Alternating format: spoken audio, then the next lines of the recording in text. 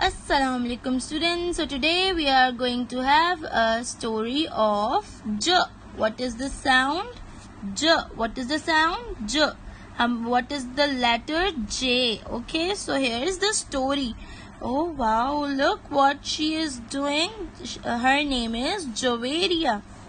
Javeria is a kind girl. Javeria is a kind girl.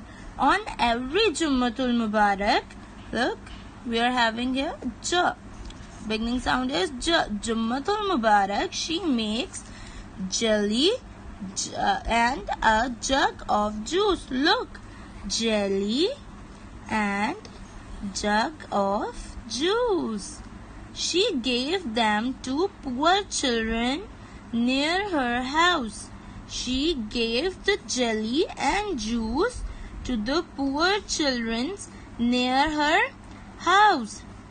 She knows that by doing good to others, she can go to Jannah. She knows when we do good with others, give them to eat or give them clothes to wear or something like that, Allah will send us in Jannat. So, do you want to go to Jannat by helping others? Do you feel happy when you help others?